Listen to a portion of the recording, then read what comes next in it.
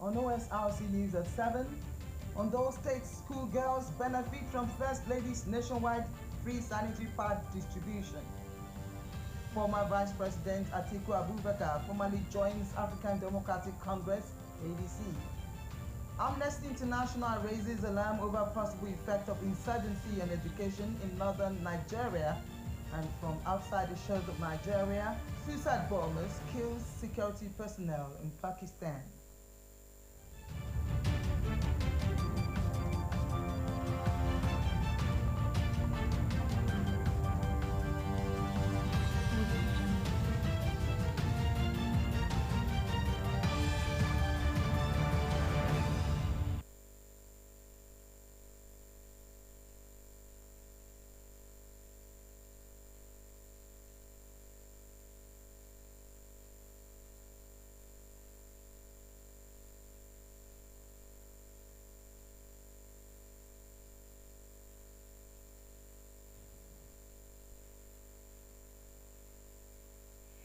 Good evening and welcome. Thank you for joining us on Osrc News at 7. I'm Adebimpe Akindele. We begin from the First Lady Oluremi Tinubu's gesture as she has launched the National Menstrual Health Project under the Renewed Hope initiative tagged Flow with Confidence, with the distribution of 370,000 sanitary pads to teenage girls across the country. At the ceremony in Akure, the Ondo State capital, wife of the governor, Oluwaseun Ayedatiwa, stated that the state received an allocation of 10,000 sanitary pads to be distributed across its 18 local government areas of the state, particularly in rural communities where many girls struggle to access such products. Joy Pius now completes the story. The Flow with Confidence, a renewed hope initiative put in place by the wife of the president, Senator Oluremi Tinubu, to promote menstrual health and hygiene among young girls, is benefiting thousands of schoolgirls across Nigeria. Launching the program in Ondo State, the wife of the Ondo State governor, Mrs. Oluwaseun Ayedatiwa, said the initiative aims to empower and support 370,000 schoolgirls, particularly those in rural communities, who struggle to afford sanitary pads. She added that in Ondo State, 10,000 packs of disposable sanitary pads will be distributed across the 18 local government areas of the state, stressing that the pads are not to be sold under any circumstances. In today's modern world, no girls should have to miss school because of our inability to afford sanitary products. It is unacceptable that our girls still continue to face significant challenges during their menstrual cycle, especially those in rural communities. For us, at the Renewed Hope Initiative, we believe that no girl should ever have to choose between her dignity and her education. The success of Flow with Confidence program depends on all of us. I therefore urge corporate organizations, parastatals and agencies, and well-meaning Nigerians to key into the Flow with Confidence program so that we can empower and reach as many girls as possible. Commissioner for Women Affairs and Social Development, Dr. Seun Osamaye, and the Commissioner for Education, Science and Technology, Professor Igbekele Ajibefun, among other stakeholders, commended the First Lady for her foresight and compassion in addressing the challenges of menstrual hygiene among schoolgirls and restoring confidence in them. I am confident that today's engagement will further strengthen our collective resolve to promote menstrual health education, sustain support for schoolgirls across Nigeria, and build a nation where every girl can truly flow and glow with confidence. The barriers that will stop the girl child to get to the highest level is being removed through different programs of empowerment. And women who will continue to support every program that will empower the girl child. So I want to congratulate Ondo State that in this direction we are doing very, very well. Now to thank Her Excellency Senator Remi Tinubu and also Her Excellency Oluwaseun Ayedatiwa for bringing out this menstrual flow opportunity for us to gain over 370,000 pads are distributed to girls all over Nigeria. That is a great opportunity for all girls in Nigeria, most especially girls that are empowered through education. I really thank them for empowering girls on mental health and how to take ourselves during menstrual flow.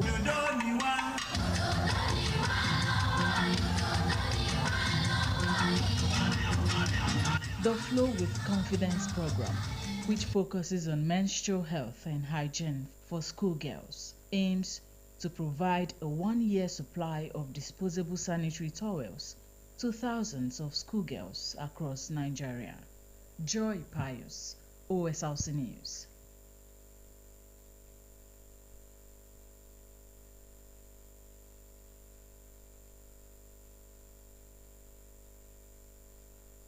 Sanitary pads and other menstrual products for young ladies remain one of the silent crises affecting education in Nigeria, particularly in rural communities.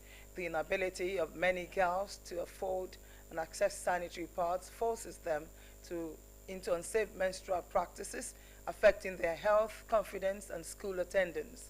Blessing Obey reports on the hidden struggle many girls face every month and the efforts to support them through a natural process that should never hinder their education. Every month, millions of girls across Nigeria menstruate. Yet, for many, this normal biological cycle becomes a barrier to learning. According to UNICEF, over 25% of schoolgirls miss classes during their periods due to the lack of sanitary product and menstrual hygiene facilities. On average, a girl menstruates for about 4 days and changes her pad 3 to 4 times daily. This requires no less than 800 naira per cycle, an amount many families, especially in rural areas, simply cannot afford. The result is a silent crisis. Girls turn to rags, old cloth, tissue paper, cotton wool, and other unsafe alternatives that expose them to infections and deep embarrassment. We have so many girls, when they are menstruating, majority of them don't come to school due to lack of sanitary pad. Girls should work with confidence. When they are menstruating with pad with them, they will be able to walk to school confidently. Majority of the students, they don't have access to this sanitary pad. During their flow, some of the students, they will stay back at home because they don't have what they will use. The major challenges that I can feel that these children are having, a kind of non-relationship between the girls and the mother. If a girl child is having a close monitoring between herself and the mother will know the actual time and period that her child is on her menstrual period. I am speaking on this issue from the fact that I had similar experience. During my youthful day, I couldn't express myself to my mother. I was feeling feeling ashamed of telling her that I am now having a menstrual flow with this. Because of the fact I couldn't tell her and I don't have money, I have to be using tissue paper and rags to keep myself until one day she saw me. But if our pupils are me and the children are able to express themselves, and the mother as a parent, you are having a kind of relationship with your child, you will know when and what to do at a particular point in time for them to keep them safe. Non-governmental organizations say the root of the problem goes beyond poverty, pointing to weak policy implementation, lack of menstrual education, and poor toilet facilities in schools. There are things that are choices and there are things that you cannot overemphasize. Number one, condoms are being subsidized in Nigeria. Sex is a choice. Menstrual pads are supposed to be subsidized or even given free. Government should make menstrual pads accessible for indigenous girls. Despite stigma, pain, and limited resources, many girls continue to show resilience, attending school when they can and managing the cycles with whatever they can find. Having menstrual pain is not a crime, it's just a right. It's not a sin having a menstrual. Menstrual cramps does not have to stop me from partaking in different activities I should be involved in. So I just need to put myself together and just go on with life and continue with my daily activities. In recent years, both federal and state governments have introduced free sanitary pad programs, but experts warn that ending period poverty requires more than distribution drives. It demands affordability, menstrual education, and community support. Period poverty remains a hidden struggle, but not an unsolvable one. With stronger policies, public awareness, and consistent investment, Nigerian girls can learn, participate, and thrive with dignity every day of the month. Blessing Obi, Osrc News.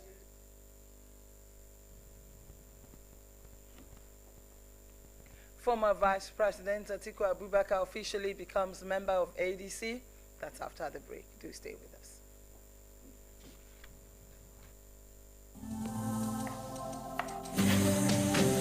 When it's bright and early, get your breakfast right. Then you need all the nutrients that will hold you tight. Then stay in power, you find it all in peak. Then every move you make got you all the way. Power on every morning with our Peak breakfast to make the most of every day. Peak. Reach for your peak.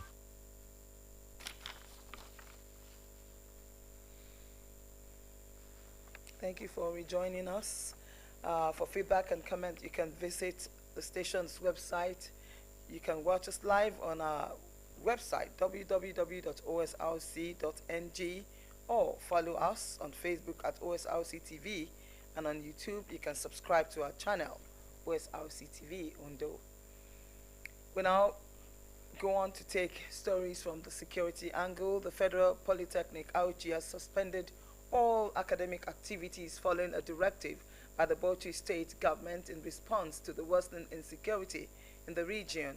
In a memo circulated to the Polytechnic community, the Deputy Registrar Academics Safio Yila, on behalf of the institution's registrar, confirmed the suspension. The memo addressed to all staff and students cited the closure of primary, secondary, and tertiary institutions across the state due to security concerns as the reason for the action. Yila further stated that academic activities would resume at a later date, which he said will be communicated to the Polytechnic community in due course. The memo also urged heads of departments to ensure full compliance with the directive to safeguard the well-being of staff and students. And Amnesty International Nigeria has warned that the wave of mass kidnappings targeting schools could derail educational progress across northern Nigeria. Country Director Isa Sanusi said the psychological impact of abductions as well as the fear of such attacks will discourage countless children from attending school. Sanusi noted that rising insecurity is pushing parents to think on the safety of sending their children to school as incidents of school kidnappings continue to escalate. He added that families in rural areas already struggle to keep their children in school due to economic pressures, and that the current insecurity will worsen the situation. In the meantime, the presidency says the United States government has signaled a renewed commitment to boosting security collaboration with Nigeria, including expanded intelligence sharing and the supply of military equipment to support counter-terrorism and counter-extremism operations nationwide. This assurance followed a series of high-level meetings in Washington last week between senior Nigerian officials and key arms of the United States government to strengthen defense ties and explore new areas of cooperation. The Nigerian delegation led by the National Security Advisor Nuhu Ribadu held discussions with officials from the U.S. Congress, the White House, State Office, State Department, and the National Security Council, as well as the Department of War. This was disclosed in a statement by the Special Advisor to President Bola Tinubu, on Information and Strategy, Bayo Onanuga. Onanuga said the Nigerian team used the engagement to address misconceptions about the country's security situation. And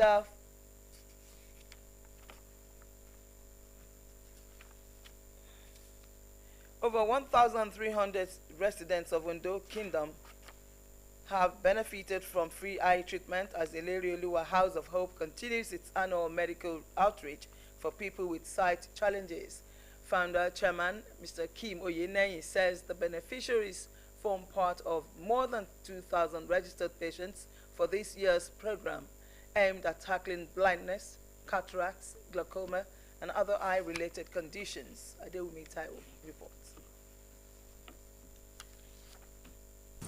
It is another edition of the Special Eye Care Outreach, a vision of hope for many who depend on this annual intervention. Since its establishment in 2019, Ilerioluwa House of Hope, based in Ondo Kingdom, has continued to place the welfare of the elderly, widows, and vulnerable groups at the center of its humanitarian work. Working in partnership with Eye Foundation Hospital, the organization provides free eye care services, regular medical checkups, and social support for residents who cannot afford medical treatment.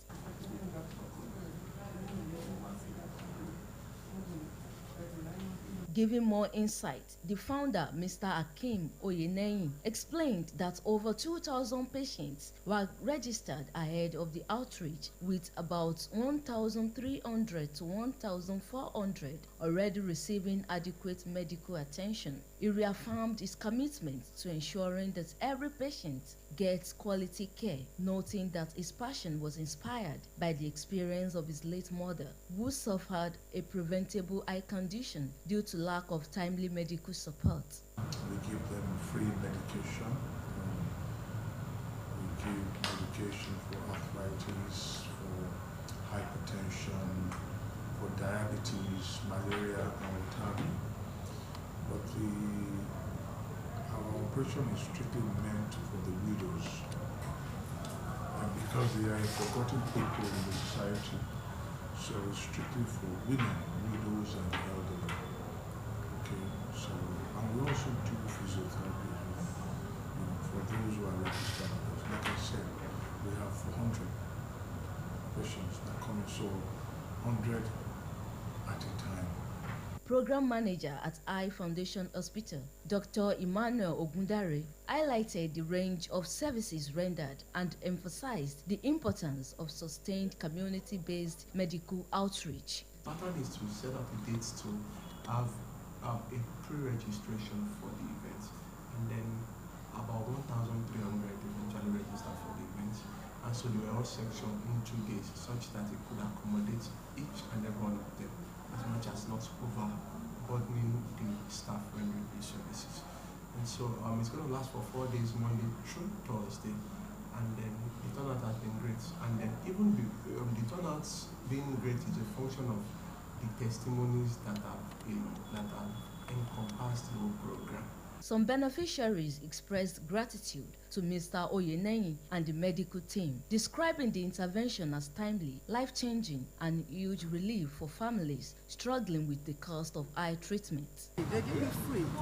They gave me glasses, they gave me eye drop for my eyes.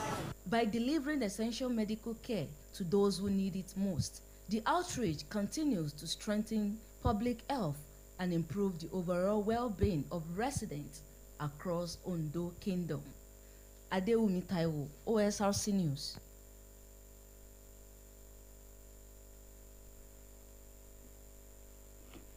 We'll take another break. When we return, we'll take stories from the political scene and from the foreign scene.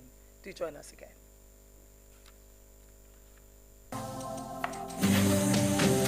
When it's bright and early, get your breakfast right. Then you need all the nutrients that will hold you tight. Then stay in power, you find it all in peak. Then every move you make, Peak's got you all the way. And the peak goes on. Power on every morning with our Peak breakfast to make the most of every day. Peak. Reach for your peak.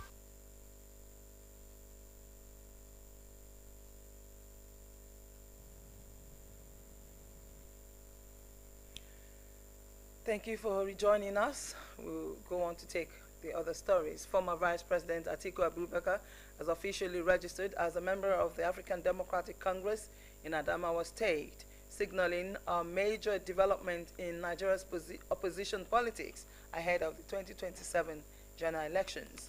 The registration follows Atiku's announcement to ADC supporters and stakeholders in Adamawa over the weekend. Abdurrashid, an aide to the former vice president, had confirmed the development in a statement. Videos and photos from the event showed Atiku's convoy arriving in the town to cheers of supporters who beat drums, sang, and carried placards with his image. Atiku waved and greeted well-wishers from his vehicle as received his ADC membership card, formalizing his association with the coalition party, which he had previously endorsed in July as a platform for opposition figures, including Peter Obi and Babacho Lawal, to challenge President Bola Tinubu come 2027. Meanwhile, the new Nigeria People's Party, NNPP, has urged the Independent National Electoral Commission, INEC, and Nigerians to disregard purported congresses by the Kwankwansia movement led by Senator Rabiu Kwankwanso, describing it as unconstitutional. In a statement by its National Secretary, Mr. Ogini Alakposi, the party stated that the NNPP court-ordered congresses had been held and concluded. The Kwankwanso-led group, in a letter to INEC, informed the Commission of its plans to conduct fresh congresses and convention beginning from November 25 to January 2026 for the NNPP.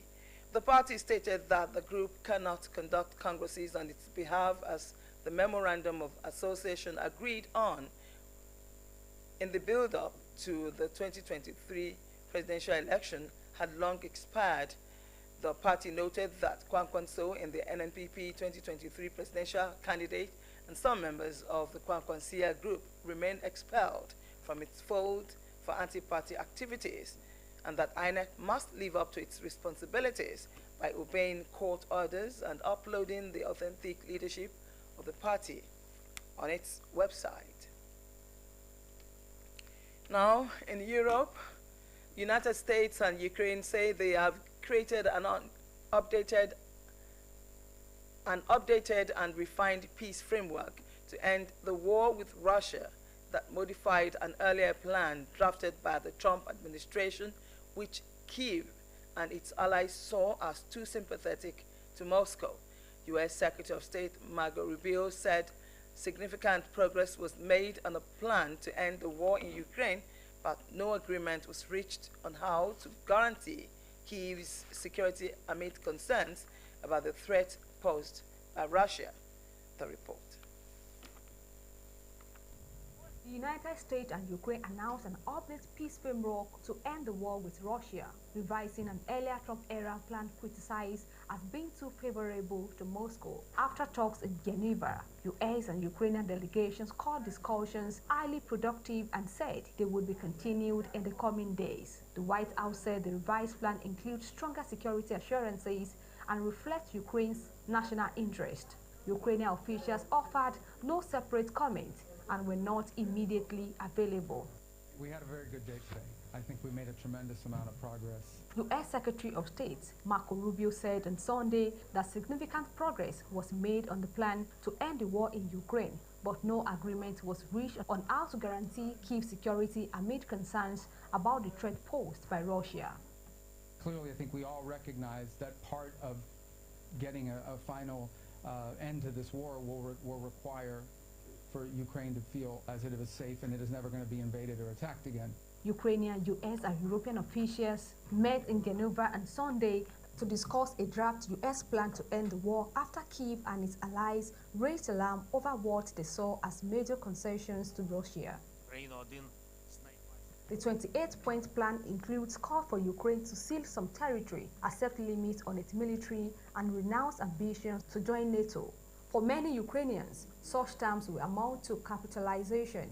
After nearly 4 years of fighting in Europe's deadliest conflicts since World War II, European officials who said they had not been consulted on the plan on Sunday offered a modified version that pushed back on some of those proposed limits on Kyiv armed forces and territorial concessions. U.S. President Donald Trump had given Ukrainian President Volodymyr Zelensky until this Thursday to approve the plan, but on Saturday said the proposal was not his final offer.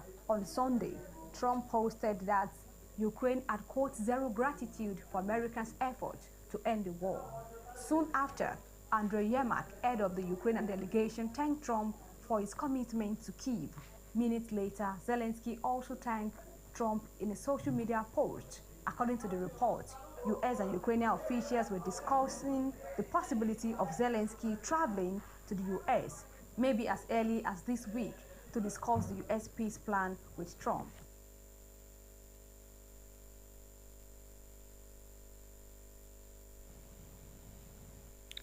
And in Asia, 3 suicide bombers have attacked the headquarters of the paramilitary force in the Pakistan city of Peshawar, killing at least 3 security personnel and wounding several others.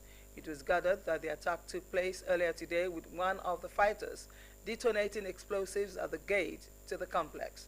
Peshawar Police Chief Zaid Ahmad explained that a large number of security personnel were on open ground inside the headquarters for morning parade drills when the attack took place. The attacks also caused injuries to at least 6 civilians who were taken to hospital in Peshawar. A spokesman for the hospital said all those wounded were in stable condition. Pakistani Prime Minister condemned the attack in Peshawar and praised security forces for their timely response. Before we go tonight, we take another look at some of the major stories.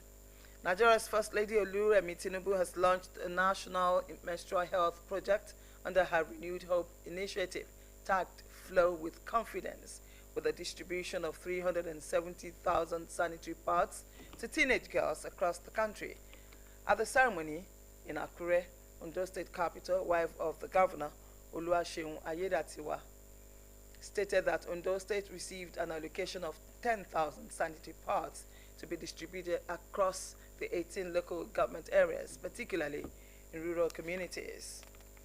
Former Vice President Atiku Abubakar has officially registered as a member of the African Democratic Congress in Adamawa State, signaling a major development in Nigeria's opposition politics ahead of the 2027 general elections. Lastly, Amnesty International Nigeria has warned that the wave of mass kidnappings of students could derail educational progress across the northern part of the country. That's the news tonight. Thank you for watching. Good evening.